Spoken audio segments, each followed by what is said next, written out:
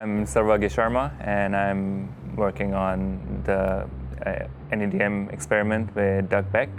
I'm a fifth-year graduate student here at U of I. So the nEDM experiment stands for the Neutron Electric Dipole Moment Measurement Experiment, and what we're trying to do is measure the electric dipole moment of neutrons.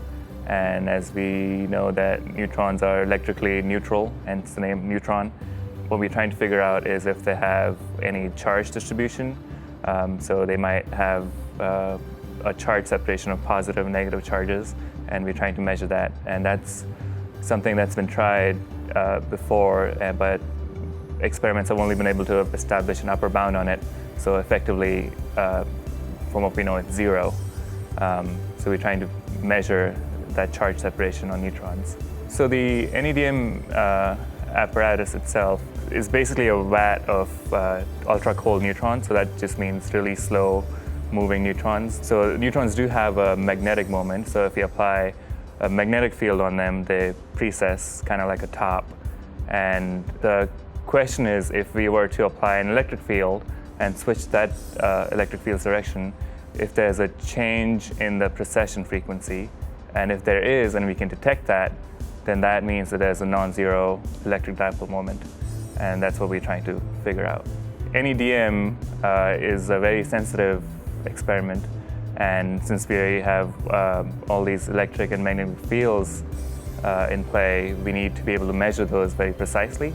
So our experiment is trying to do that by using these certain defect centers in diamonds called NV defects. And these defects in diamonds have a very simple electronic structure that we can probe using lasers, and their energy levels change as a function of electric and magnetic fields. And basically, they're sensors for these electromagnetic fields that we're trying to build. This is a fairly small collaboration. I mostly work with my advisor, Doug Beck, and we also have a scientist from the outside who comes and helps us. His name is Chris Hovde from Southwest Sciences. So for the most part, it's just the three of us. So compared to most experiments here, it's a fairly small project. But we also get help from other universities. I get to go there and talk to people who are working on similar things and get help from them. Working in Loomis has been pretty great. I have my own lab, and there are a lot of facilities in Loomis that are really handy. Like, for example, I need to cool down my experiment using liquid helium, and there's a helium facility just downstairs that I can just go down to and grab helium whenever I want.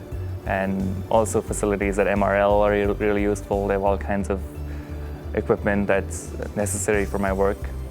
So we can just walk down the hallway and use whatever MRL has to offer. I like working here. I like working with my hands. Usually I come in and work in my lab and tweaking lasers and analyzing data, and there's a lot of hands-on work too.